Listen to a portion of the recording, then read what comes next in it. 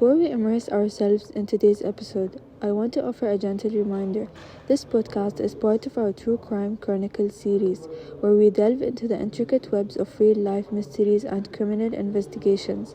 As we unravel these stories, we do so with utmost sensitivity and respect for the victims and their families. However, it's important to acknowledge that the content we discuss may be unsettling or triggering for some listeners, particularly those sensitive to topics of violence, trauma, or criminal behavior. Your well-being is important, so please exercise caution and self-care while listening. Additionally, we encourage you to engage with us beyond the podcast. Follow us on Instagram at True Crime Chronicles for behind-the-scenes glimpses, community discussions, and episode updates.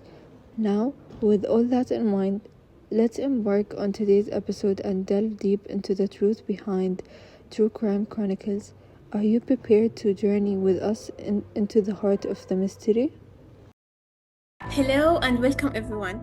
You're listening to True Crime Chronicles, and I'm Nara, joined as always by my wonderful co-hosts Fatma and Noor. Today we have got a really gripping episode lined up for you, one that has puzzled and interested many over years. That's right, Nara. Today we're diving deep into a case that remains unsolved and continues to haunt the community and the hearts of those who knew her. We're talking about Alison Batha, a young woman from Elyria, Ohio, whose disappearance has remained a mystery. And we're not alone in our studio today. We're thrilled to welcome Siwar, a journalist who comes to us from AUS University. Siwar has been closely following the Alison Batha case, providing updates and digging deep into the facts, trying to find answers in this complex puzzle. Thank you for having me, Nara, Fatma, and Noor.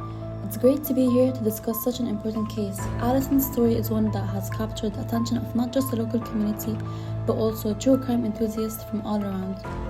There are so many layers to uncover, and I'm eager to share what I've learned. We're excited to hear everything you have got, Siwar.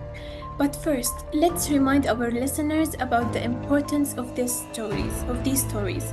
True crime isn't just about curiosity, it's about seeking justice, understanding human nature, and learning from each event.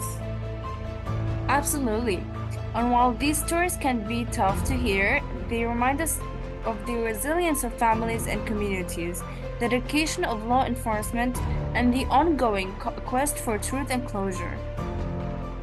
That's why today's episode is so crucial, not just to remember Alison and keep her story alive, but also to potentially help spark a new conversation, a new tip, or even a new perspective that might lead to a breakthrough.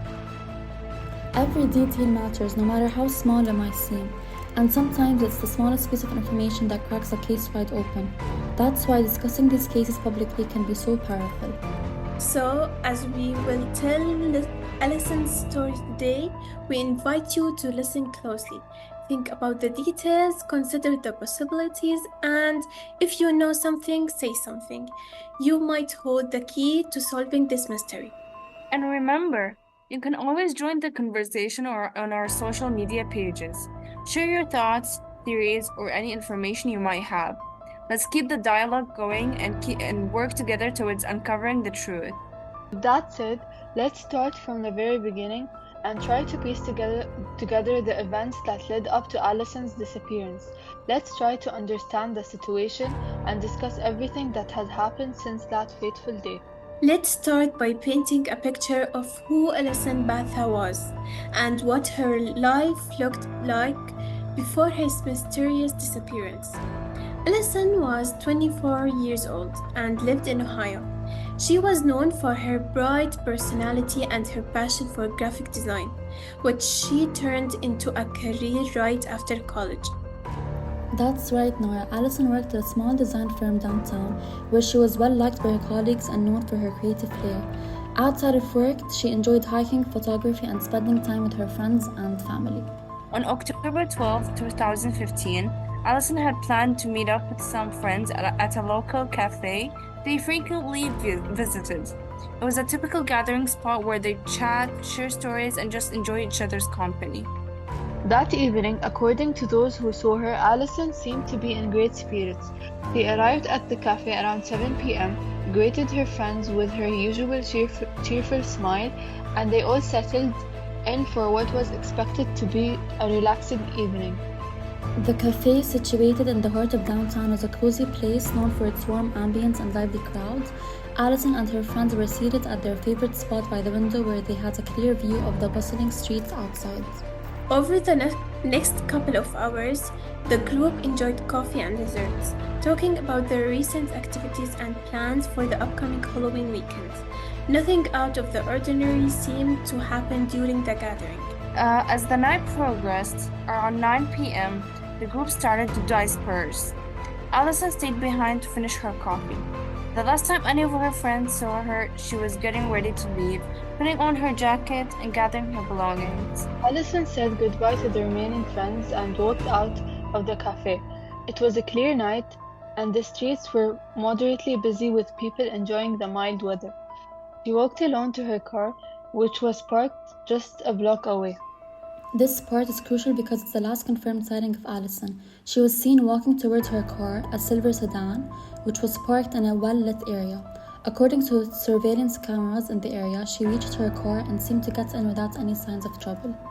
But Alison never made it home. Her roommate expected her back that night since they had plans the next morning.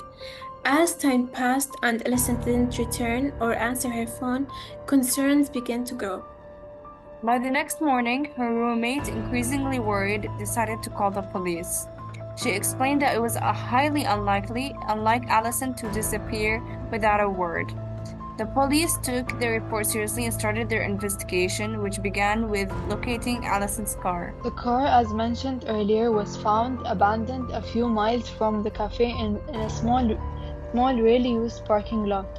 This was the first big clue that something was wrong. Inside the car, police found Alison's purse, her phone, and other personal items, suggesting she hadn't planned to be away long. This finding raised more questions than answers. The presence of her personal belongings in the car, especially her phone, which she always kept with her, was alarming. It indicated that whatever happened to Alison occurred quickly and unexpectedly. This sets the stage for the police investigation that followed. It was clear from the onset that this wasn't a simple case of someone choosing to leave without notice. The circumstances pointed to something more sinister, triggering and full-scale search of investigation into her disappearance. Once Alison's car was found, the local police launched a full investigation to uncover what happened to her. This part of our story involves a lot of police work and detective skills. So let's dive into how they approached this baffling case. Initially, the police focused on the area where Alison's car was discovered. They conducted a thorough search of the parking lot and nearby areas, looking for any signs of Alison or clues that could help explain her sudden disappearance. Detectives also revisited the cafe where Alison was last seen. They spoke to the staff and customers who were there that night. They hoped someone might have noticed something unusual or seen where Alison went after she left. Police also looked at lots of video footage from surveillance cameras. They checked cameras from the cafe, the street where she walked to her car, and other cameras in the area. They were trying to trace her movements after she left the cafe. Despite these efforts, the footage didn't show much. Alison was seen walking to her car and getting in, but the cameras didn't capture her car leaving the area. It was as if her car had just vanished until it was found in the parking lot later. With video evidence providing no new leads, the police then turned to Alison's phone and financial records. They hoped her phone might have some clues about where she went or who she might have met after leaving the cafe. Investigators found that Alison's phone had stopped sending signals shortly after she left the cafe. This suggested that either the phone was turned off or something happened to it around that time. Her bank and credit card records didn't show any activity either. At this point, the police started to talk to Alison's friends, family, and anyone she knew. They wanted to know if Alison had any problems or if someone might have wanted to harm her. The interviews brought a lot of information, but nothing that led directly to finding Alison. Everyone said she was happy and didn't have any serious issues that they knew of. Her relationships with friends and family were good, and her recent breakup with her boyfriend was described as amicable. The police didn't stop there. They expanded the search area using dogs and volunteers to comb through nearby woods and fields. They were looking for any trace of Alison or any item that might belong to her. This extensive search lasted for days, but it turned up empty. No signs of Alison or her belongings were found anywhere. It was a tough time for everyone involved, especially her family and friends who were hoping for some good news. With traditional methods hitting a wall, the police decided to ask for help from the public. They held a press conference, shared Alison's story widely, and set up a hotline for tips. They hoped that someone out there might have seen something that could lead them to Alison. The response was significant. Many people called in with the potential sightings and information, while most didn't lead anywhere. Each call was thoroughly investigated. This kept the case alive and in the public eye. Despite all these efforts, the mystery of what happened to Alison Batha after she left the cafe that night remains unsolved. The investigation is still open, and detectives continue to follow up on new leads and review old evidence with the hope of finding a breakthrough. As we continue to unravel the complex case of Alison Batha's disappearance, it's important to discuss some of the significant challenges that investigators faced. Mostly when dealing with potential criminal actions in cases like this. One of the most daunting challenges in any missing person case is the lack of witnesses. In Alison's case, after she entered her car, there are no confirmed sightings. This creates a huge barrier in understanding her movements or identifying any potential suspects. Yes, and considering the hypothetical scenario where foul play was involved, law enforcement would start by trying to piece together what might have happened after Alison left the cafe. This involves looking into all possible scenarios, including the most distressing ones, such as abduction or harm. The condition and location of Alison's car provided another puzzle. The fact that her personal items were left inside suggests she didn't plan to leave them. This could indicate a sudden and unplanned event occurred, possibly involving an attacker. Exactly, Noor. And if hypothetically criminal actions were directed towards her, investigators would look for any signs of a struggle, both in and around the car. They'd analyze things like disturbances on the ground, signs of a scuffle, or any foreign DNA samples.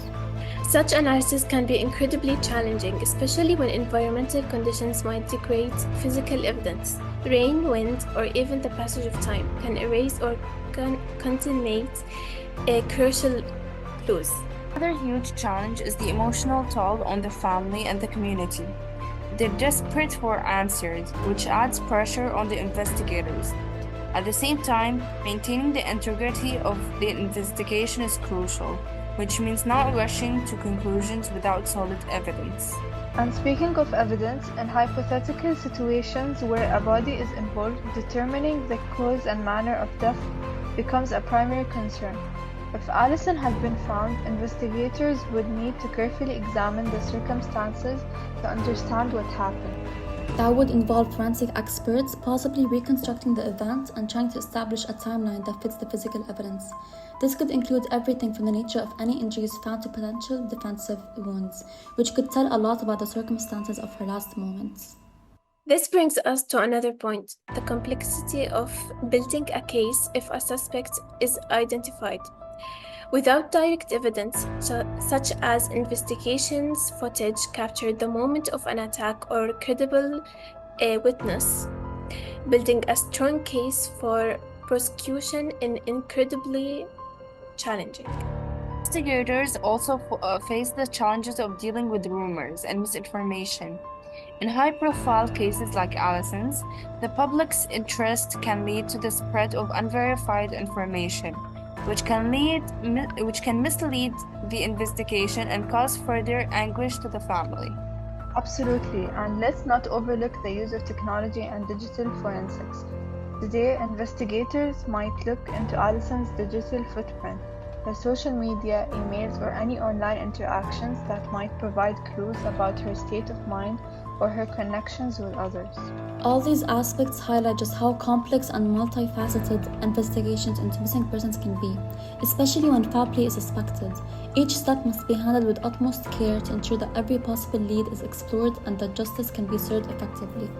As we wrap up today's episode of True Crime Chronicles, we have dug deep into the unsolved mystery surrounding Alison Batha's disappearance.